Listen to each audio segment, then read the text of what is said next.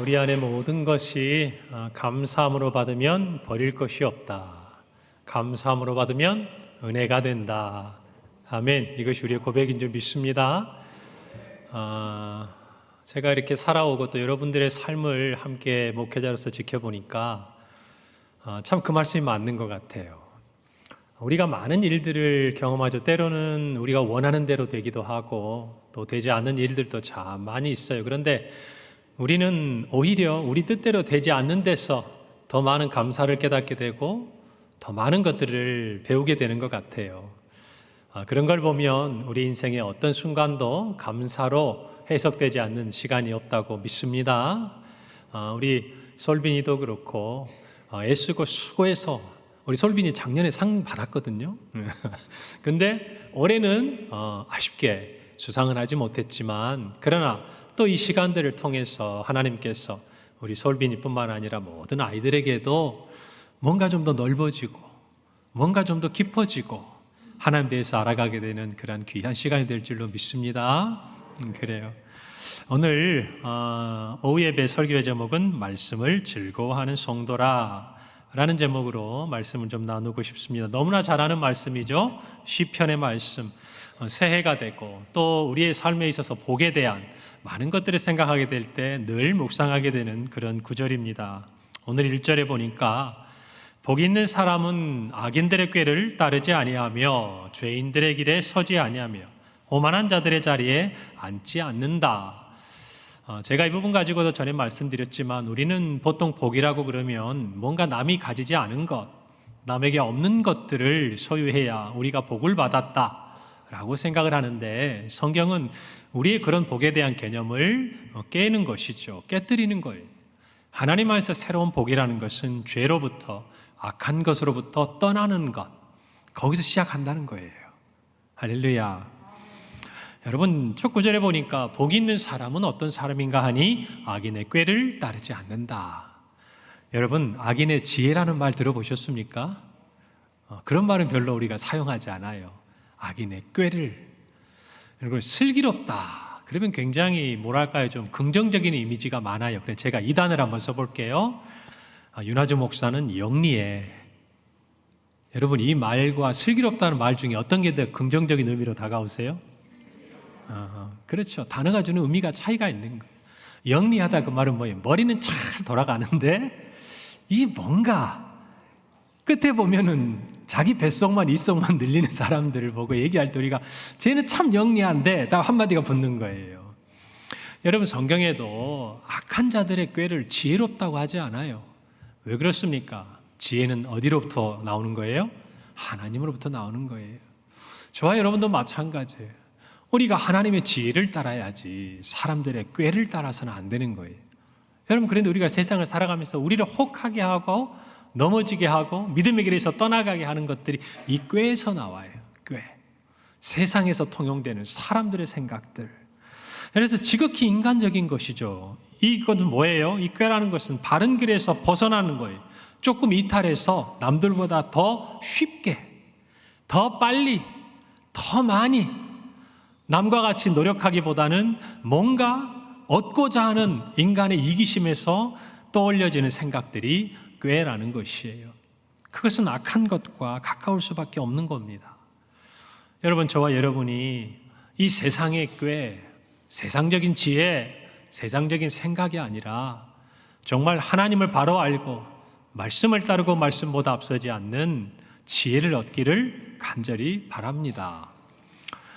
여러분 또 성경은 말씀합니다. 죄인들의 길에 서지 않는다. 무슨 말입니까? 죄인들과 함께 있지 않는다 그 말이에요. 그들의 본을 받거나 그들이 꾀하는 어떤 일에 동참하지 않는다. 여러분 올 한 해를 지나가면서 이것이 여러분의 복이 되기를 바랍니다. 여러분 곁을 한번 잘 보세요.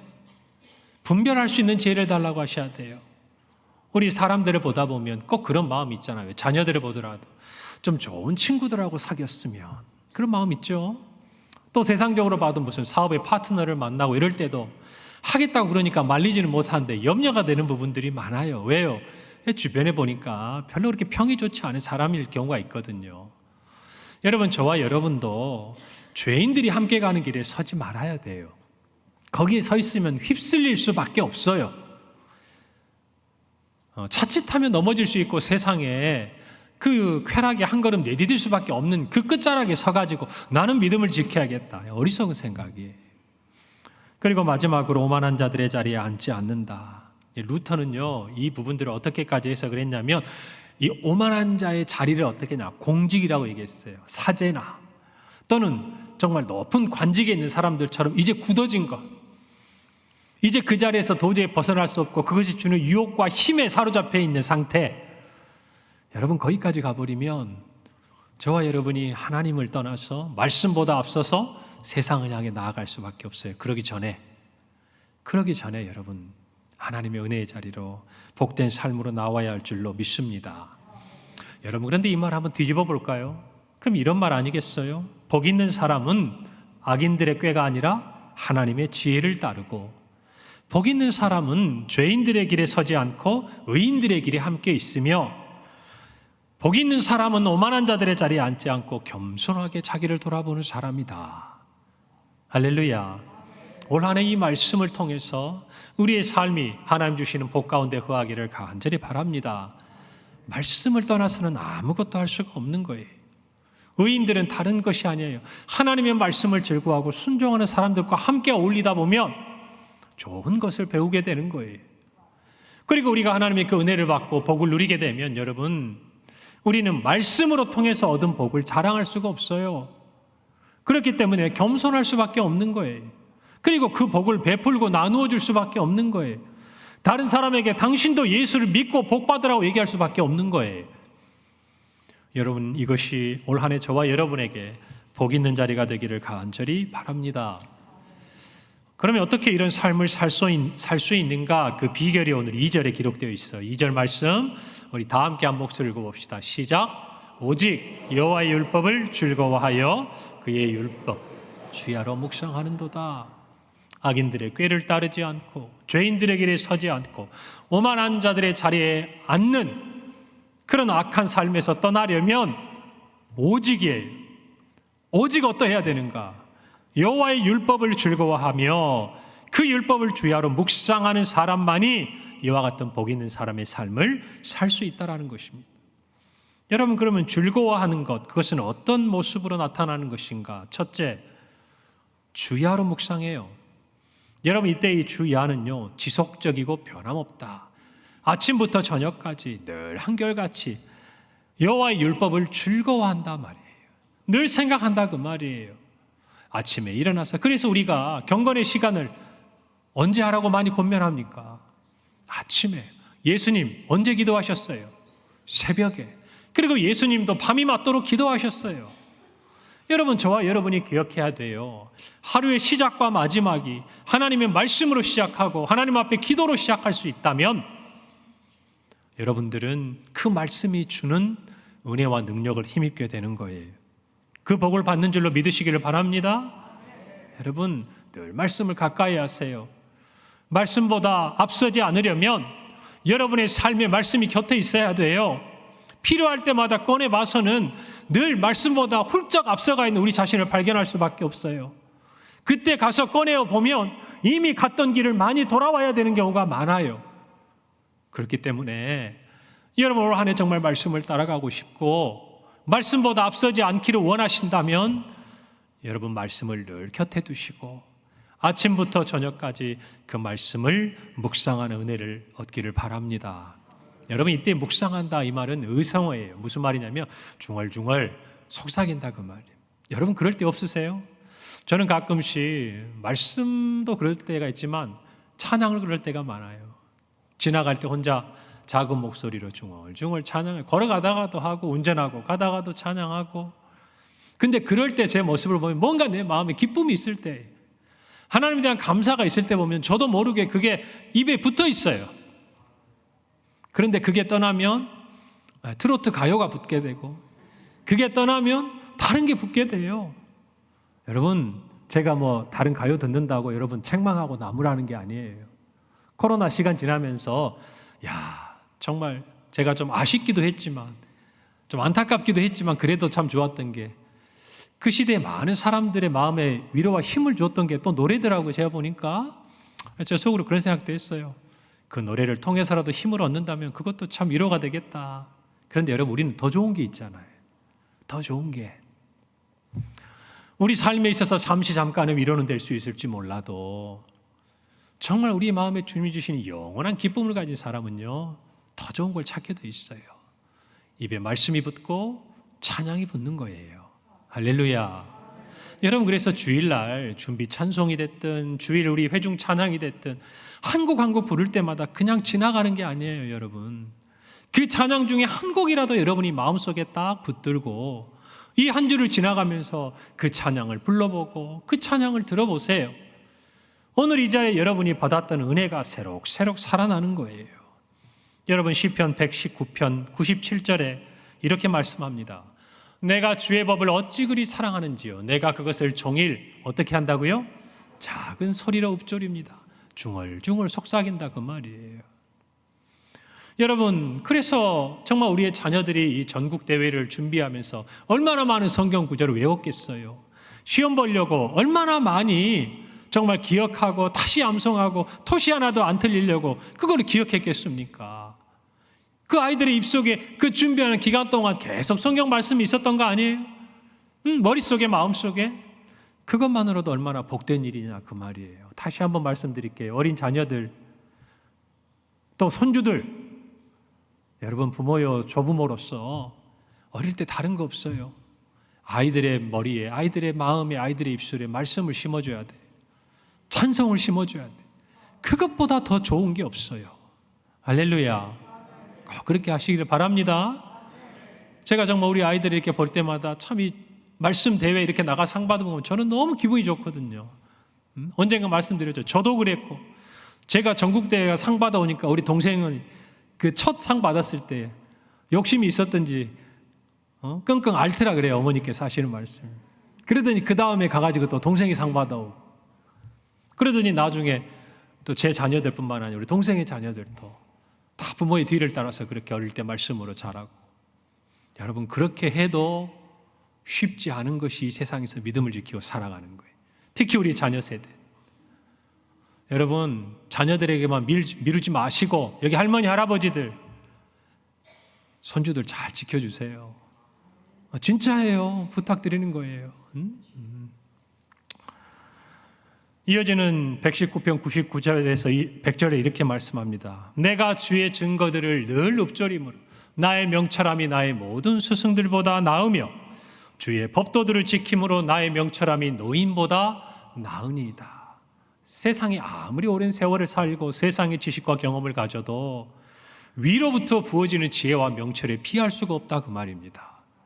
그러니 우리 자녀들이 지혜롭기를 원하십니까? 명철하기를 원하십니까? 그렇다면 그 마음속에 하나님의 말씀을 심어주세요. 그것보다 좋은 것이 없다, 그 말입니다. 여러분, 이 성경이 쓰여지는 당시에는요, 영감을 받아 기록한 성경이 모세오경 외에는 없었어요.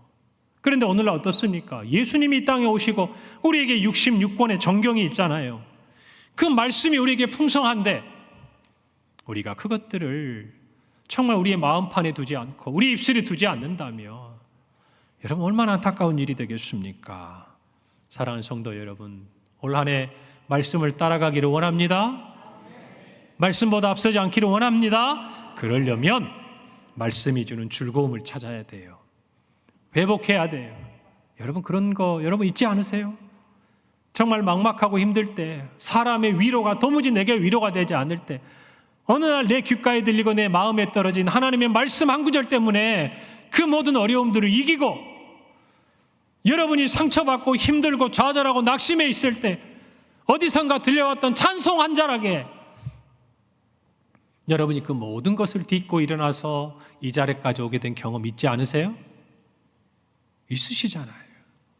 그게 말씀이 주는 힘이에요. 그게 찬송이 주는 능력이다, 그 말입니다. 그런데 왜 그게 그때만 주어져야만 누리고 살아갑니까?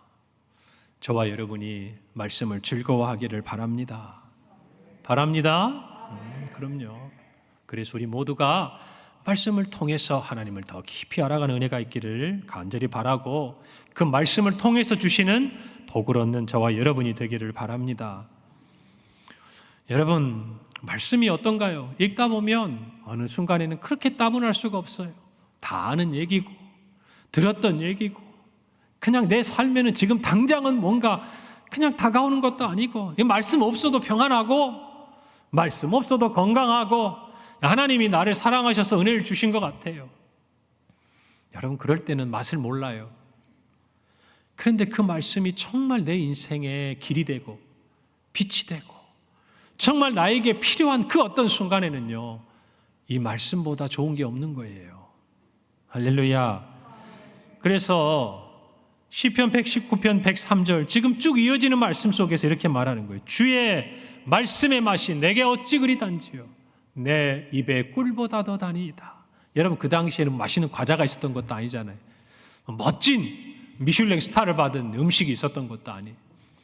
가장 단 것, 그거는 대명사가 꿀이에요. 꿀. 여러분, 그런데 그 꿀보다 뭐가 더 달다고요? 말씀이 달다고요. 여러분, 아무리 맛있는 음식도 내 마음이 힘들고 어려우면 써요. 맛을 몰라요. 그러지 않습니까? 그런데 정말 하나님의 말씀이 어느 순간, 그 말씀을 대하는 순간 내 인생에 빛이 보이고 막막하고 캄캄했던 내 삶의 길이 열리면 달아요. 달아요. 맛으로 표현했지만 이렇게 표현해 볼까요? 좋아 죽겠는 거예요. 내가 이걸 몰랐나 싶은 거예요. 정말 하나님이 나를 사랑하시는구나 깨닫게 되는 거예요. 여러분, 그 맛을 알아야 돼요.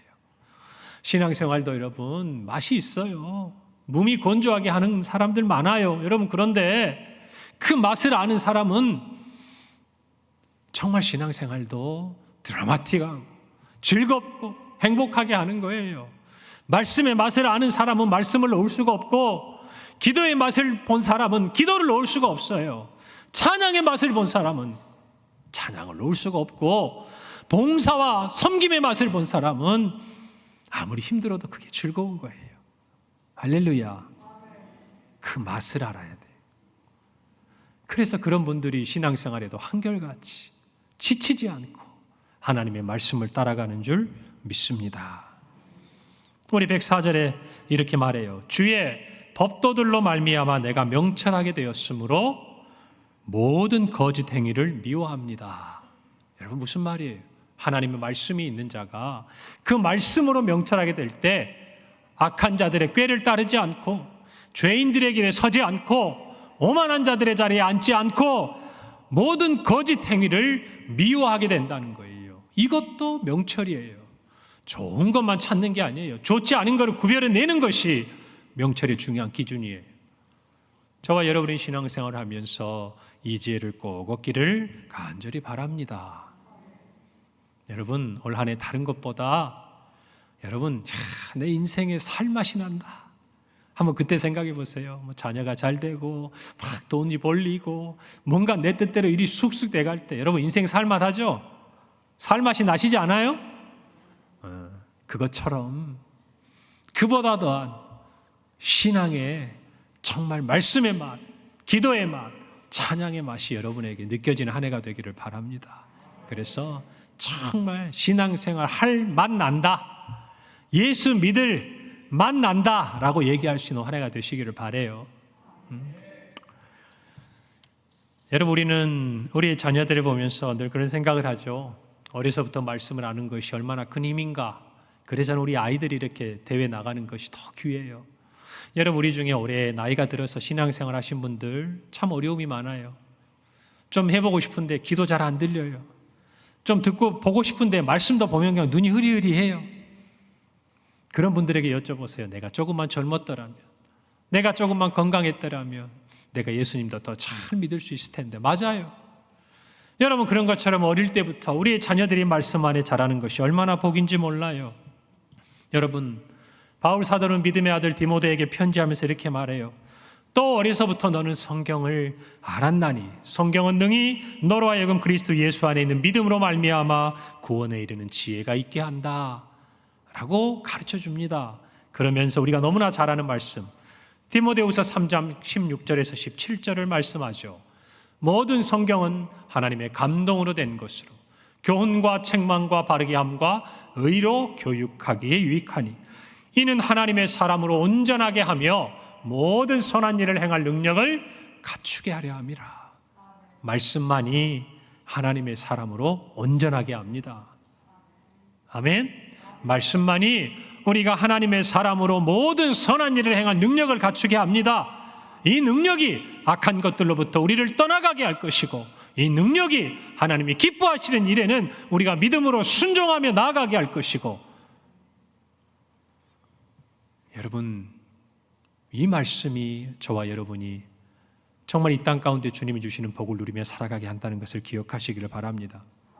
때로는 그것이 아프게도 들릴 때가 있고, 때로는 우리의 마음이 시릴 때도 있어요. 때로는 정말 지칠 때도 있고 하나님이 너무하다 싶을지도 몰라요.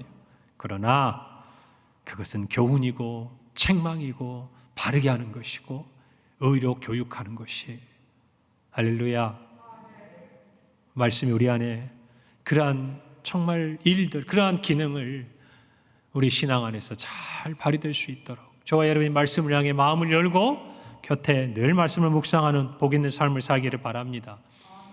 여러분, 그렇다면 우리가 이렇게 여호와의 율법을 묵상하며 즐거워할 때에 우리에게는 어떤 열매가 맺혀지는가? 3절이죠. 그는 시냇가에 심은 나무가 철을 따라 열매를 맺으며 그 잎사귀가 마르지 아니함 같으니 그가 하는 모든 일이 다 형통할 것이다. 여러분, 시편 기자는 여호와의 율법을 즐거워하며 묵상하는 자는 나무와 같다고 이야기합니다. 어떤 나무요? 시냇가에 심겨진 나무.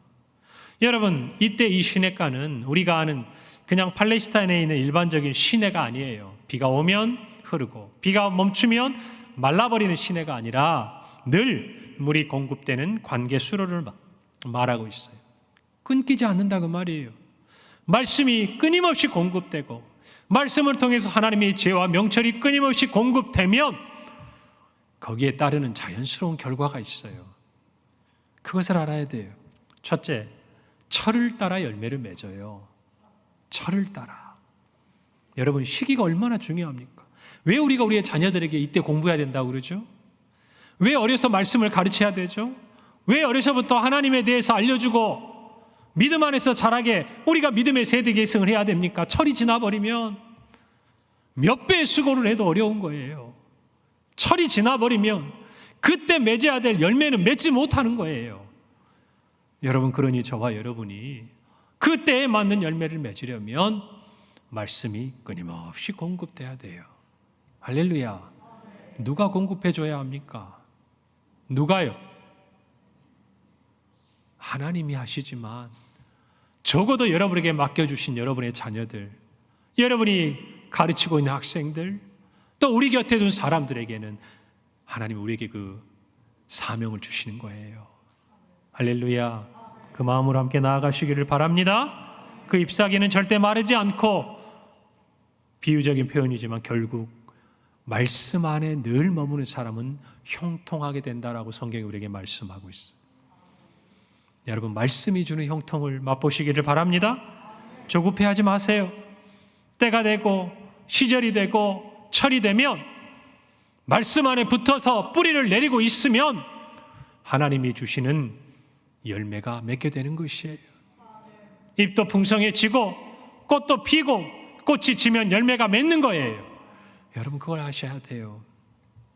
하나님의 때가 있고 하나님이 계획하신 방법이 있습니다. 우리가 할 일은 딱 하나예요. 물가에 뿌리를 뻗고 있으면 되는 거예요. 하나님의 말씀을 늘 즐거워하고 묵상하면 되는 거예요. 이걸 기억하세요. 하나님이 주시는 범사의 형통함을 맛보는 복 있는 사람은요, 오늘 말씀에 의하면 하나님이 특별히 주시는 상급이라기보다는 하나님의 말씀을 늘 가까이 하는 사람에게 주어지는 자연스러운 은혜요 복이에요. 할렐루야. 여러분이 그 은혜를 맛보기를 간절히 바랍니다. 좋은 씨를 뿌리고 때를 따라 물을 공급하고 또 잡초를 뽑아 주었을 때 많은 열매를 기쁨으로 거두는 것처럼 저와 여러분도 우리의 마음을, 우리 입술을 말씀으로부터 뺏어가고자 하는 세상의 모든 유혹으로부터 여러분 지켜내고 그 말씀에 시냇가에 뿌리를 뻗고 버티고 서서 하나님의 때에 잎도 내고 꽃도 내고 열매를 내어서 여러분 삶에 이루고자 하시는 하나님의 형통함을 맛보는 우리 모든 성도님들이 되시기를 간절히 바랍니다. 우리 별이 인사 한번 하세요. 우리 말씀을 즐거워합시다.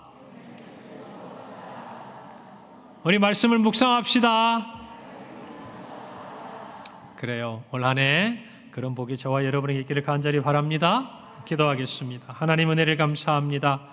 올 한 해 우리는 말씀을 따르기를 원하고 말씀보다 앞서기를 원합니다. 그것을 위해 늘 말씀을 즐거워하는 그리고 묵상하는 우리 성도가 되게 하여 주시옵소서. 하나님, 정말 그리함으로 하나님이 우리에게 말씀 안에서 주시는 그 형통함을 맛보고 우리의 삶의 때를 따라 주님이 열매 맺게 하시는 아름다운 것들로 주님께 영광을 돌리고 우리의 삶에 주님의 향기를 드러내는 우리 모든 성도들이 되게 하여 주옵소서.